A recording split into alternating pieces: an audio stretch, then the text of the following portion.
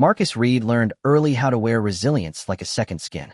Raised in West Haven by his mother Monique and cheered on by little sister Kayla, Marcus scraped together work where he could, bodega shifts, delivery runs, whatever kept the lights on and stew on the table. He moved through the city with practiced humility, polite nods, careful smiles, while the public world often judged him by threadbare sneakers and a courier bag. One rainy afternoon his app directed him to Crown Point Tower. The elevator's mirrored walls reflected a man who felt unfit for marble. At the penthouse, a handsome man in a robe accepted the order, polite but distant.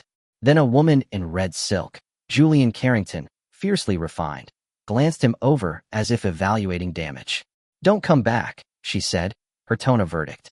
The door clicked shut and Marcus walked away, small with a familiar ache. At home, Monique offered stew and steady eyes. Kayla made balloon animals and insisted Marcus was the luckiest. He didn't correct her. The world had taught him to carry hope quietly. When the Savoy Hotel sought event security, Marcus applied. He trained, steadied his shoulders, and found himself on the Gala roster the night a philanthropist would change everything. The ballroom was a pulse of velvet and clinks, wealth performing itself. Marcus worked perimeter with calm precision. An older man, Edwin Whitmore, arrived with a worn invitation and simple dignity. When Julian derided him, "This isn't a charity night," the room's attention tightened like a wire. Marcus, remembering his own humiliation, stepped forward and said, quietly but firmly, "That's enough." Julian sneered at him. "You again." Marcus held his ground. Then the first twist. The head of security read Edwin's name and went pale. Edwin Whitmore was the host. The room's tide turned. Julian's contempt collapsed into mortification. "Welcome, Mr. Whitmore," the staff murmured, and Julian, humiliated, fled. Edwin smiled at Marcus with a warmth that felt like sunlight after rain and, before the night ended, offered Marcus a position. Be his personal security at the Whitmore estate. Marcus moved from West Haven to an old house on the city's edge, stone paths, a library that smelled of orange peels and paper. Edwin's life was quieter than his wealth suggested, gentle, curious, and strangely attentive to lives he never advertised helping.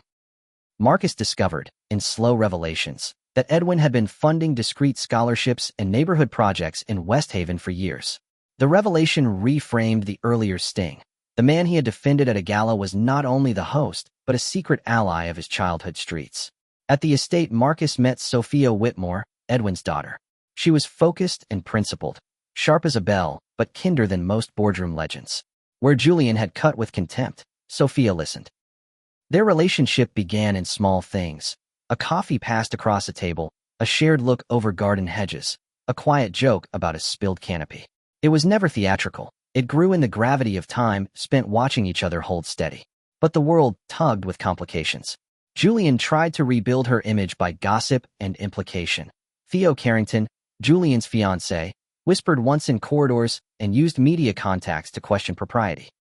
The board pressured Sophia toward a convenient marriage to secure a succession everyone thought strategic. In hushed rooms, Sophia weighed whether to marry for balance sheets or stand for principles. Edwin's quiet answer steadied her. "I'd rather fail on principle than succeed without one." Sophia chose integrity.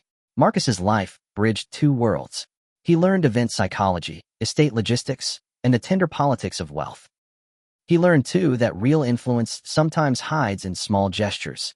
Edwin's anonymous gifts, his attention to neighborhood needs. Edwin's charity was not publicity. It was pattern, unobtrusive, relentless support where support mattered most. A second twist came not as spectacle, but as history. Marcus found a photograph in the study with a penciled note. For the Reed family, when luck needed a little help. Marcus's breath snagged. Edwin, the man at the penthouse and the gala, had been a quiet hand on lives like Marcus's long before the night that changed everything. It was a humility that humbled Marcus in return. Marcus's defense of Edwin had consequences beyond a job. It dismantled Julian's social ease, ended the engagement arranged for plan rather than heart, and exposed the brittle cruelty that had passed for status. Where scorn had once scored, it now registered as a liability. Julian's whispers faded. Sophia moved into leadership on merit. Theo's influence dimmed. The board's calculus shifted as people remembered that dignity, not pedigree, steadied companies and communities. Time knitted love quietly. Marcus and Sophia's bond deepened in shared purpose. She admired his steadiness. He admired her refusal to commodify compassion. When Edwin's health waned, he entrusted much of his trust work to them. Keep the scholarships, fund the community workshops, tend the quiet ways neighbors were lifted. Edwin's last summers were warm and full of stories. When he passed, he left instructions to continue the support he had given under no headline. Marcus felt grief like a heavy room, but also a mandate. He and Sophia honored Edwin by opening a small community program in West Haven that taught logistics, security basics, reading, and how to hold space for others, practical skills, and civic tenderness.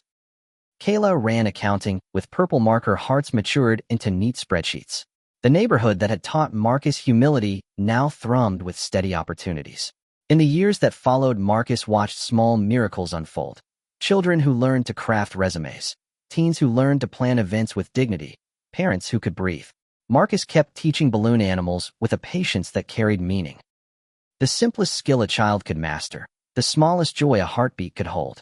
He also kept Edwin's line close. Next time you think someone doesn't belong because of how they look, make sure they're not the one who will matter when it counts. The final twist was less dramatic than moral.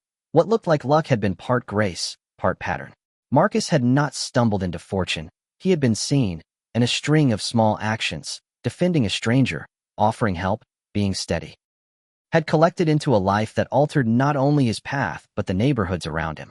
When he stood on the Whitmore Terrace with Sophia and their children, watching foam balls arc into sunlight, Marcus felt the strange gratitude of someone who had once believed fate had him in a bind, but learned that sometimes people choose to unbind one another.